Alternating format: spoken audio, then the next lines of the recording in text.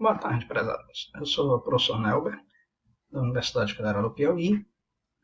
Sou professor responsável pela disciplina de administração de matemática para administradores do curso de administração pública à distância da Universidade Federal do Piauí.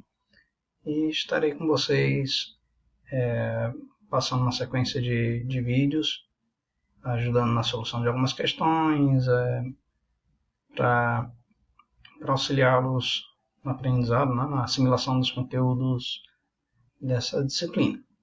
Então, esse vídeo é o primeiro, nós vamos estar dando uma revisão geral nos conteúdos da apostila de vocês e resolvendo alguns exercícios da lista de vocês, certo? Então, primeiramente, falar que essa disciplina, da importância dessa disciplina de matemática para administradores. Vocês sabem que a matemática ela se aplica em quase tudo na vida, né? Talvez alguns de vocês, quando começaram a estudar já a apostila, estudar o assunto da disciplina, já observou que tem diversas aplicações, inclusive dentro da administração pública, né? Dentro da administração de modo geral, mas especificamente dentro da administração pública, como é o foco do curso de vocês. Então, talvez até algumas aplicações que você não tivesse nunca parado para pensar a respeito. E então, a importância dessa disciplina é justamente nos despertar para isso. Tem muita coisa que às vezes se resolve até sem esse conhecimento prévio da matemática, mas de um modo muito mais complicado que poderia poupar, né, alguns esforços, energias, se soubéssemos aplicar apropriadamente os conceitos dessa disciplina, né? Então, eu queria começar discutindo com vocês. Bom, os conteúdos são matrizes, né? Mas matrizes é um conteúdo que vocês já devem ter estudado, provavelmente, inclusive, no segundo grau, né? Depois tem funções, também um conteúdo que devem ter estudado no segundo grau, nível de segundo grau. Depois nós temos limites, que é um conceito provavelmente novo para a maioria de vocês, e derivadas. Um conceito mais novo ainda, e desses todos é o conceito que eu diria mais aplicado, possivelmente, dentro da administração, assim como funções, né? Derivada é usado junto de funções, na verdade, né? Então, eu vou tentar dar só uma pincelada rápida em matrizes e funções, que eu acredito que seja um conteúdo já mais dominado. Depois nós vamos partir para limites e derivadas, certo? Então, vou dar uma olhada geral em matrizes, depois fazer um exercício, assim por diante com cada um dos conteúdos. Então, vamos começar aqui pela apostila de vocês. A apostila de vocês, começando com o conteúdo de matrizes, que vocês estão vendo aí na tela, a apostila de vocês, né? Então, o que é mais importante de falar? Rapidamente, relembrando, uma matriz ela é nada mais nada menos que uma tabela. Uma tabela de valores, né? Uma tabela que tem informações. Essas informações sendo organizadas adequadamente no modelo de tabela, pode nos ajudar para fazer algumas operações, inclusive matemáticas com ela. Então, aqui nós temos duas matrizes representadas. Esses elementos, A11, A12, B11, B12, são elementos, são chamados elementos da matriz. Esses índices, 1, 1, 2, apenas indicam a posição delas na tabela. O primeiro elemento no caso, a primeira linha é a linha, né? O segundo índice, né? O primeiro índice é a linha, o segundo índice é a coluna. Sim, por exemplo, A11 significa o primeiro elemento da linha 1, coluna, né? A21, primeiro elemento, no caso da linha 2, e coluna 1, certo? E assim por diante. Então, essas matrizes, elas podem servir para organizar várias ideias, né? No meu caso, que eu quero mostrar para vocês mais à frente. Mas então, essas ideias elas podem ser também utilizadas para operações matemáticas, né? Então, como é o caso, a adição e subtração, quando você tem duas matrizes, por exemplo, A e B, como tem aí na apostila de vocês, né? Uma adição significa somar cada um dos elementos. Os elementos de mesma posição, por exemplo. A mais B significa que você vai somar o elemento 1, 1 de A com o elemento 1 de B. Certo? No caso aqui nós temos 1 e 2, 1 mais 2, 3. Né? E assim por diante. Por exemplo, se eu pego aqui o segundo elemento, né, da primeira coluna de A mais o segundo elemento da primeira coluna de B. Então, teríamos 5 mais 1, que é igual a 6, que aqui está. Então, a adição de matrizes é simples. É só somar os elementos que estão em posições, na mesma posição, certo? De cada uma das matrizes. Bastante simples mesmo. Do mesmo jeito a subtração, então não vamos perder. Então, com isso, é só uma revisão rápida. Aí a multiplicação. Quando você tem multiplicação de uma matriz por um número real, é só você multiplicar todos os elementos de dentro da matriz. Por exemplo, que eu tenho uma matriz menos 2, 0, 4, menos 1. Se eu multiplicar pelo valor 4, é só multiplicar cada um deles por 4. Certo? E aí eu terei a nova matriz. Então também é muito fácil multiplicar cada um dos elementos. E aí vamos falar rapidamente também sobre multiplicação de matrizes. Multiplicação de matrizes, temos que ter atenção no seguinte. Só é possível se multiplicar duas matrizes que obedecem essa regrinha aqui. Você tem uma matriz M e uma matriz G.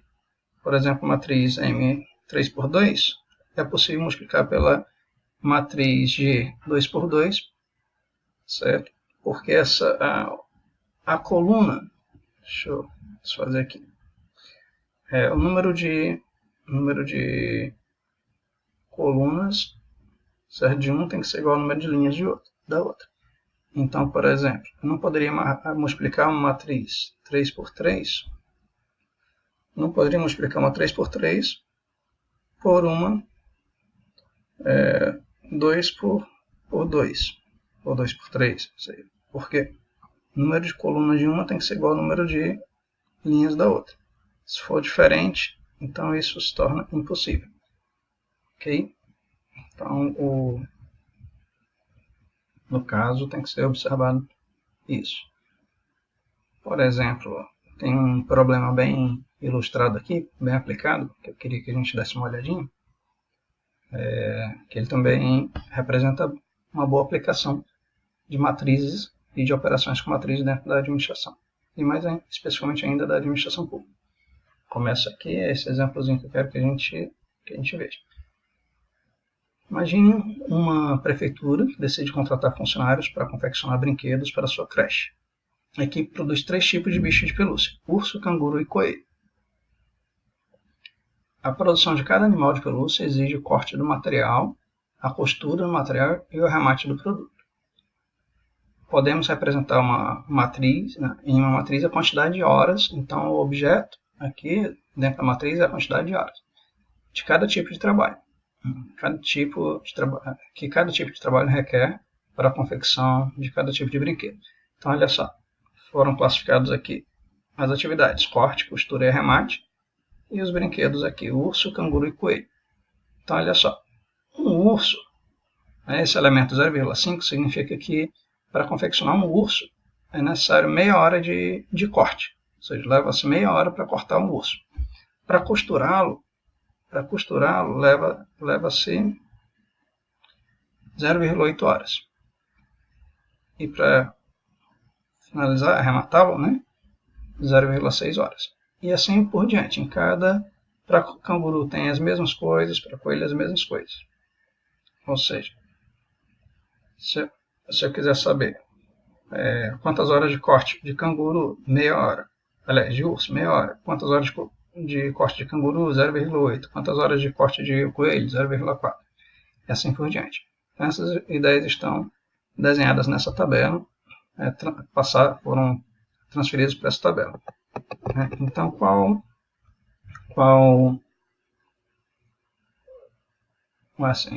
como é interessante, olha só, o uso da matriz. Vamos Vamos passar um pouco mais para frente. Vamos supor, vamos ler aqui. Agora imagine a partir desse parágrafo aqui. Agora imagine que a equipe contratada tenha recebido uma solicitação para atender as prefeituras das cidades próximas para o mês de outubro e novembro. A matriz a seguir nos mostra a quantidade de cada tipo de brinquedo que deverá ser produzida para atender o pedido. Então, olha só, outubro foram solicitados aí o quê? 1.000 ursos, 600 cangurus e 800 coelhos.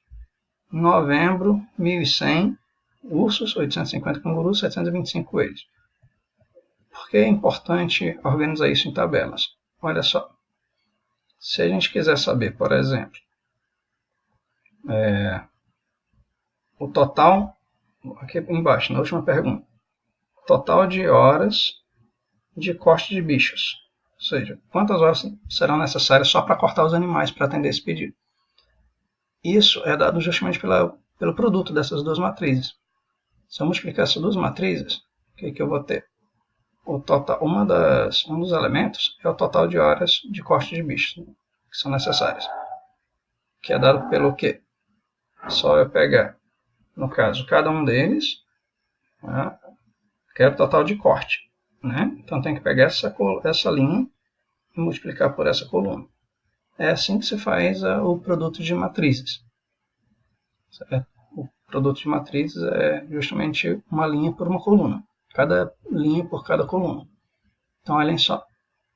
Se eu quero saber o total de horas que vão ser gastas para produzir os animais em outubro, especificamente, vai ser o quê? 0,5. Vamos multiplicar a primeira linha pela primeira coluna, né? Lembra? Primeira linha, a primeira coluna. Então, olhem só. Vai ser 0,5 vezes 1.000, mais 0,8 vezes 600, mais 0,4 vezes 800. Por quê? 0,5 é o total que você gasta para cortar um urso. Só que vão ser produzidos 1.000 ursos em outubro. Então tem que multiplicar 0,5 vezes 1.000.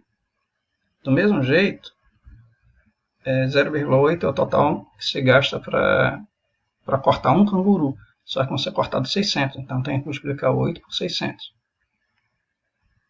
Mesma coisa o coelho. 0,4, né? Para um coelho vezes 800 coelhos. Então vejam que eu estou multiplicando uma linha inteira por uma coluna elemento a elemento. E somando, né? Então, é o que vai ser o resultado desse aqui, ó, 1.300. Ou seja, em outubro, serão necessárias 1.300 horas de corte de animais, né, de bichinhos de pelúcia, para atender a produção, isso só em outubro. Isso só as horas de corte, né? Do mesmo jeito, se eu fosse ver total de costura, de hora de costura e de arremate, seria a mesma lógica, né? Só que, por exemplo, quando fosse pegar o total de horas de costura, teria que multiplicar essa linha por essa coluna ainda, né? Depois, total de horas do arremate. Em outubro também, multiplicar também uma linha por uma coluna. Mesma ideia quando fosse partir para calcular as horas gastas em novembro. Então, a multiplicação de matrizes, ela se dá justamente desse modo, multiplicando linha por coluna, certo? Então, deixa eu dar uma pausa.